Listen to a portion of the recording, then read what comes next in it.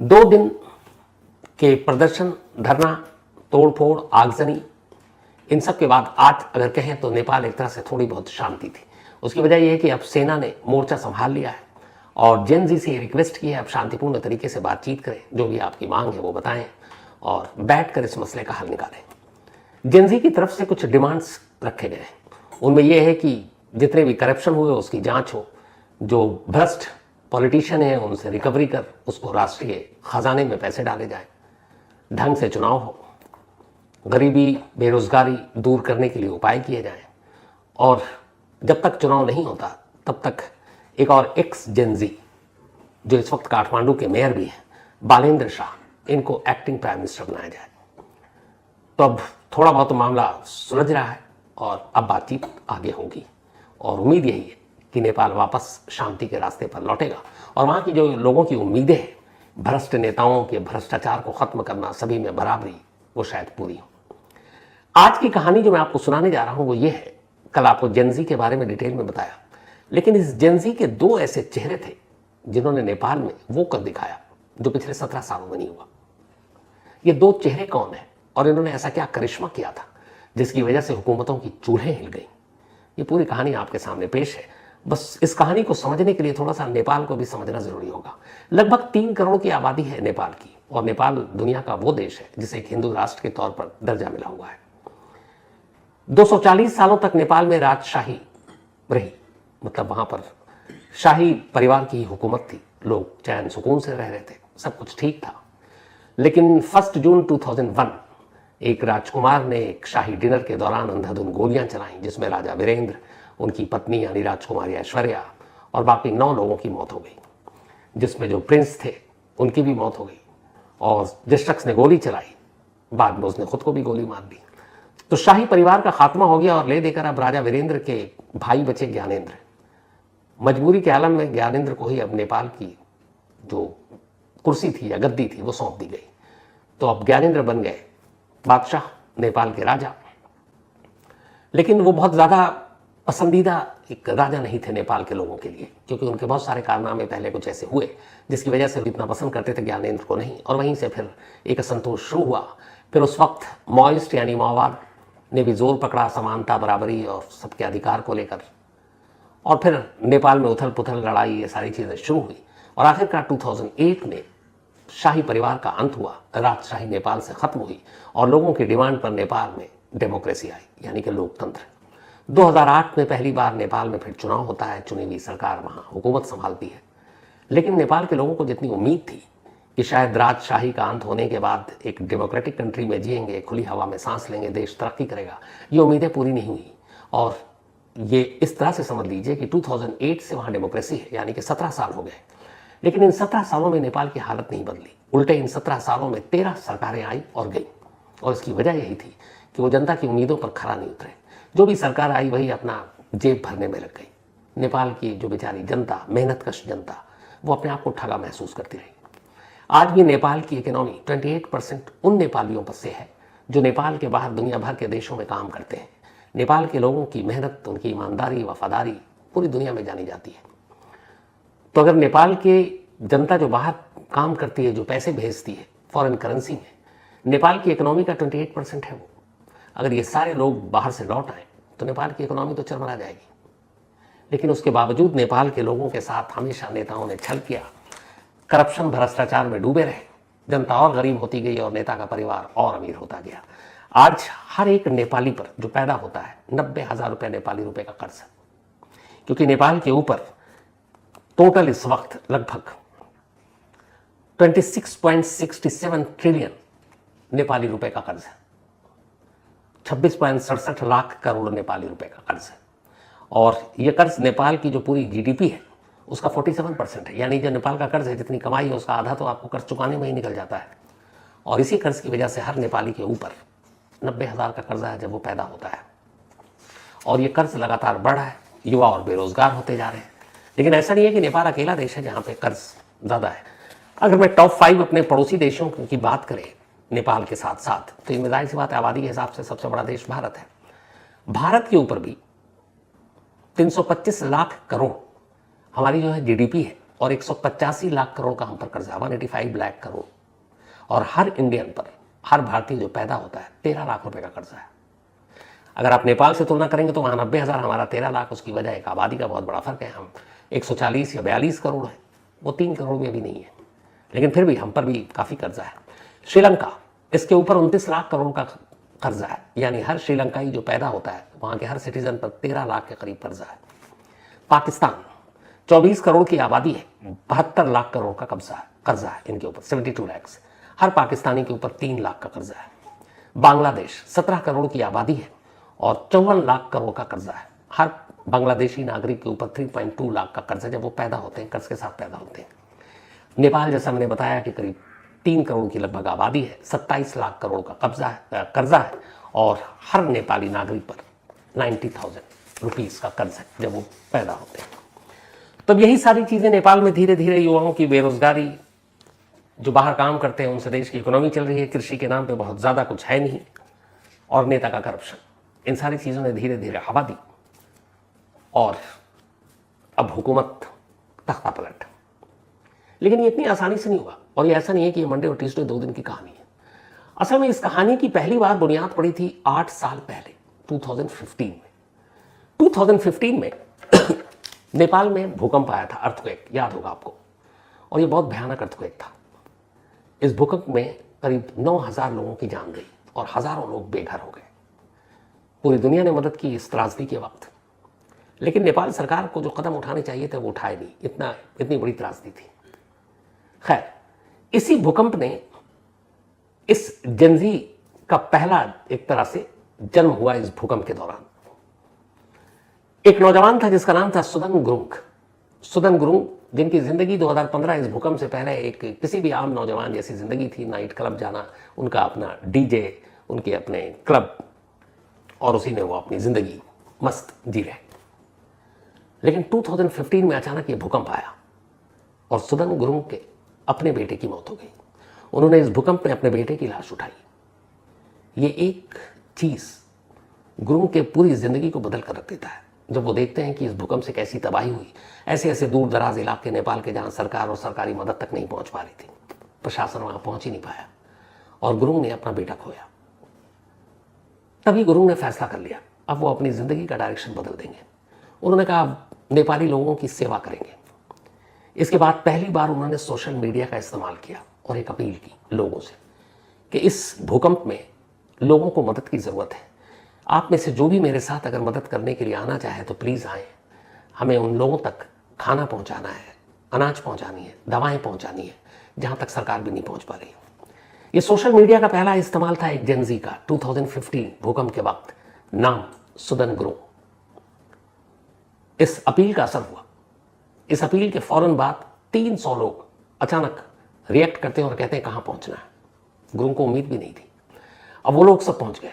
इसके बाद ये लोग जाते हैं स्कूलों में, गांव में टेंट लगाते हैं और वहां जाकर चावल, दाल, बाकी जितने भी अनाज है, दवाएं, वो बांट रहे होते हैं। फिर देखते हैं कि बहुत सारे ऐसे लोग हैं जो भूकंप में गंभीर रूप से घायल हो गए, कोई मदद नहीं है। फिर लोगों से अपील की जाती है, जिन जिनके पास बाइक है, बाइक किराए पे कुछ मुफ्त देते हैं, उन बाइक पर बिठा बिठा कर घायलों को अस्पताल पहुंचाते हैं। सुदन गुरुंग और उनके साथी, उनके वॉलंटियर्स जो करीब 300 थे, सिर्फ एक सोशल मीडिया की अपील पर। धीरे धीरे इसके बाद उनका कारनामा बढ़ता गया। इस भूकंप में गुरुंग ने अपने साथियों के साथ मिलकर सैकड़ों लोगों की मदद की। फिर उन्हें लगा कि नहीं, नेपाल के लोगों की मदद की जरूरत है, सिर्फ सरकारी भरोसे पर नहीं बैठना चाहिए। धीरे धीरे वक्त बीता, 2020 आ गया, 5 साल बीत गए। इन 5 सालों में गुरुंग ने अपनी पूरी जिंदगी बदल दी। उन्होंने अपनी जिंदगी को लोगों की खिदमत और सेवा में लगा दिया। फिर जब फैमिली बढ़ती गई उनके मददगारों की, तब 2020 में उन्होंने एक NGO का रजिस्ट्रेशन कराया जिसका नाम रखा हामी नेपाल, यानी हमारा नेपाल। इस दौर तक 5 सालों में उनके कारनामे, उनके काम, उनकी मदद, नेपालियों के बीच जाना धीरे धीरे जेनजी के लोगों तक पहुंचने लगा। अब भूकंप तो निपट गया, लेकिन इसके बाद बहुत सारे स्कूल, कॉलेज, दूर दराज के इलाकों में बच्चे, उनकी पढ़ाई में दुश्वारियां, ये सारी चीज़ें अब गुरुंग ने उठानी शुरू कर दी। सोशल मीडिया के जरिए वो लोगों से मदद मांगते और मददगारों की मदद पहुंच जाती। धीरे धीरे सोशल मीडिया को हथियार बनाकर गुरुंग ने इसी हामी नेपाल संगठन के जरिए लोगों की मदद करने का जो बीड़ा उठाया, वो दायरा बढ़ता गया और इस कदर बढ़ा कि गुरुंग वहाँ के नौजवानों के लिए एक हीरो बन गए। उनकी कहानी सुनी और सुनाई जाने लगी कि कैसे एक डीजे, कैसे एक क्लब का मालिक और सब कुछ छोड़कर अब वो सिर्फ नेपालियों के बीच जो ज़रूरतमंद नेपाली हैं उनकी मदद कर रहे हैं। इस गुरुंग के काम से और हामी नेपाल नाम के इस एनजीओ से वहाँ के जनजी के दिमाग पर एक गहरा असर पड़ा। इसी दौरान में जब गुरुंग की ये कहानी पनप रही थी, एक और चेहरा नेपाल में उठता है और ये चेहरा था बालेंद्र शाह का। बालेंद्र शाह, जिनको प्यार से वहाँ लोग बालन कहते हैं। गजब कहानी इनकी भी। पहले इंजीनियर बने, इंजीनियरिंग की पढ़ाई नेपाल से की, बाकी की पढ़ाई इंडिया आकर की कर्नाटक से। इसके बाद लौटे, गीत लिखने का शौक, गाना गाने का शौक और ये एक रैपर बन गया। एक रैपर बने और रैप के जरिए इन्होंने नेपाल के लोगों की दिक्कतों को, मुश्किलों को, परेशानियों को उठाना शुरू किया, उन्हें लिखना शुरू किया, उन्हें गाना शुरू किया। धीरे धीरे बालेंद्र शाह की मकबूलियत, उनकी शोहरत बढ़ती गई क्योंकि वो नेपाल के आम लोगों की आवाज़ को नए अंदाज में, इस जेन जी के अंदाज में रैप के थ्रू उठा रहे थे। देखते ही देखते अब बालेंद्र शाह एक स्टार बन चुके थे। रैप के जरिए लोगों के दुख दर्द तकलीफों को सामने रखना, उनकी सच्चाइयों को बयान करना और ऊपर से उनकी ईमानदार छवि। नेपाल के लोग 17 सालों की इस डेमोक्रेसी से और नेताओं के करप्शन से शायद ऊब चुके थे। उन्हें लगता था कि कुछ नया चाहिए, पर नया कहाँ से लाएं, अल्टरनेट कहाँ से लाएं। तब उन्हें यह चेहरा दिखा बालेंद्र शाह का। बालेंद्र शाह को भी पता था कि हाँ, राजनीति में कदम रखेंगे, किसी पार्टी को ज्वाइन कर लेंगे तो फिर थोड़े दिन बाद वो भी उन्हीं के रंग में रंगे होंगे और उनकी छवि बड़ी ईमानदार की थी। तो बालेंद्र शाह कहा, नहीं, मैं किसी राजनीतिक पार्टी को ज्वाइन नहीं करूंगा, पर लोगों की सेवा करूंगा। सेवा करने के लिए कुछ तो चाहिए पावर। 2022 में काठमांडू के मेयर के इलेक्शन में, वहां की नगर पालिका के चुनाव में बतौर इंडिपेंडेंट कैंडिडेट वो खड़े हुए और तब तक काठमांडू का मेयर की जो सीट थी वो एक बहुत ही वीआईपी सीट, जिसमें वहाँ की कांग्रेस पार्टी और बाकी जो टॉप 3 पॉलिटिकल पार्टीज हैं उन्हीं में लड़ाई होती थी। तो जब बालेंद्र शाह ने वहाँ के मेयर के लिए चुनाव लड़ा, सब हंसे थे कि एक रैपर आया है, अभी तक लोगों के गीत और इसको बस उठाकर ये क्या कर लेगा। चुनाव हुआ। जब चुनाव का नतीजा आया, पूरा नेपाल चौंक उठा।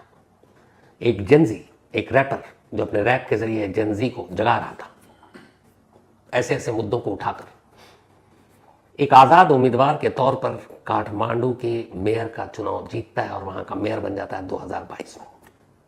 ये नेपाल की राजनीति में एक नई शुरुआत थी। किसी ने सोचा नहीं था कि बड़े बड़े धुरंधर, बड़े बड़े पॉलिटिशियन, बड़ी बड़ी पार्टियों को हराकर एक आज़ाद, एक जो इंडिपेंडेंट है, एक निर्दलीय उम्मीदवार मेयर बनेगा। लेकिन बालेंद्र शाह इतने फेमस थे जेनजी के बीच में कि थोक से उन्हें लोगों ने वोट दिया। अब पहला चुनाव तो जीत गए, लेकिन जिम्मेदारी अब बड़ी थी क्योंकि अब दिखाना था। इससे पहले बहुत बार धोखा खा चुके थे। एक एंकर ने भी चुनाव लड़ा था वहाँ पर, लेकिन उस एंकर ने चुनाव लड़ने के बाद वो जीता भी, पर फिर वो उम्मीदों पर खरा नहीं उतर पाया। उसके ऊपर बहुत सारे इल्ज़ाम लगे, तो लोगों का दिल टूटा हुआ था। अब बालेंद्र शाह चुनाव जीत चुके थे। अब बालेंद्र शाह से लोगों को उम्मीदें थी कि बालेंद्र शाह क्या करेंगे। इसके बाद जो उन्होंने किया, नेपाल के लोगों को एक नई उम्मीद जगी कि नहीं, जो फिक्स पॉलिटिशियन है, जो घाघ नेता हैं, उनसे हटकर एक नया बंदा जो पॉलिटिक्स में है ही नहीं, एक रैपर, एक आम लोगों से बीच उठकर आया, वो डिफरेंट काम कर सकता है।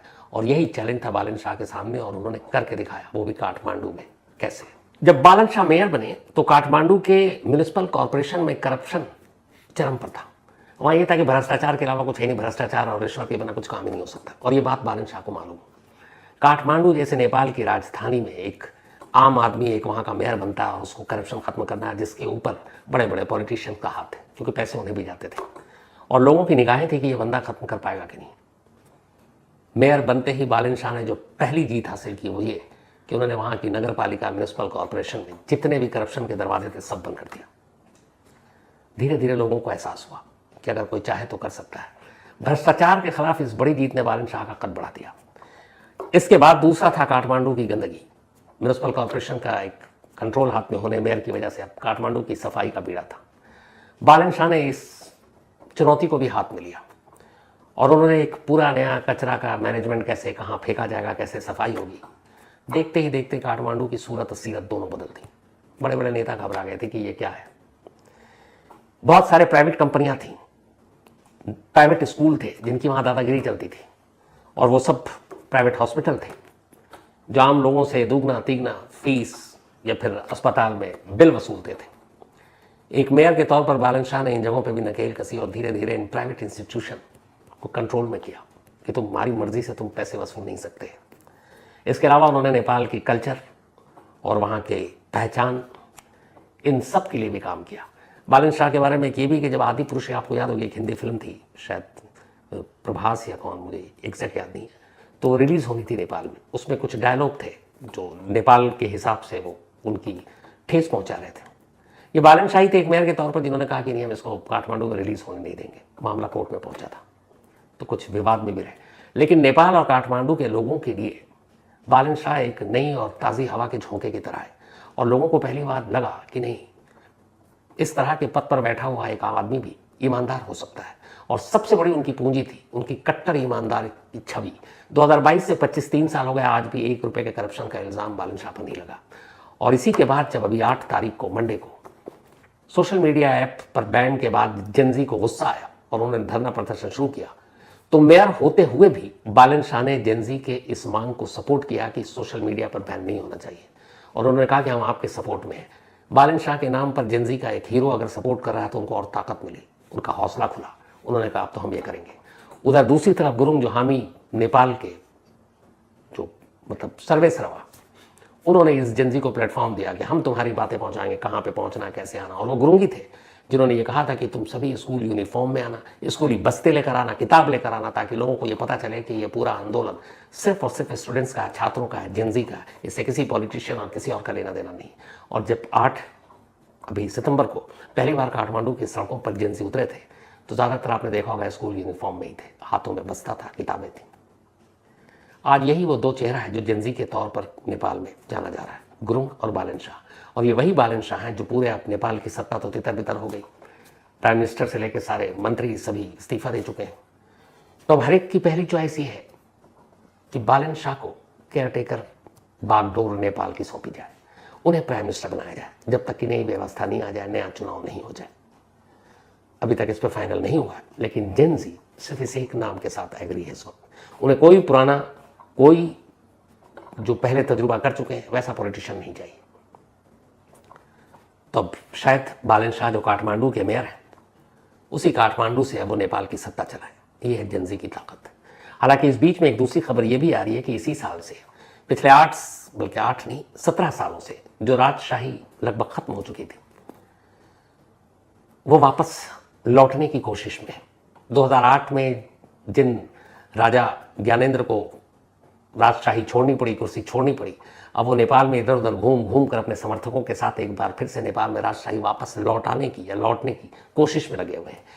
कहा यह जा रहा है कि नेपाल एक हिंदू राष्ट्र है और यहाँ का राजशाही के साथ उसका एक अलग जुड़ाव है, इसलिए नेपाल को कोई बचा सकता है तो यहाँ पे शाही परिवार ही बचा सकता है। तो बहुत सारे उनके समर्थक भी इस कोशिश में है कि इस मौके का फ़ायदा उठाया जाए। नेपाल में उथल पुथल है, सरकार है नहीं, जो लोग हैं सब भाग चुके हैं, और ऐसे में एक बार वापस शाही फैमिली की एंट्री हो जाए।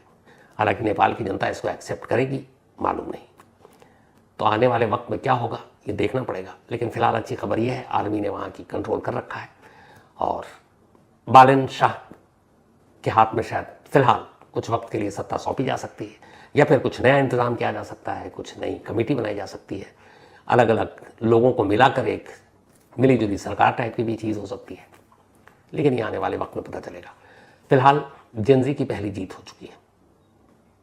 तो ये थी आज की कहानी।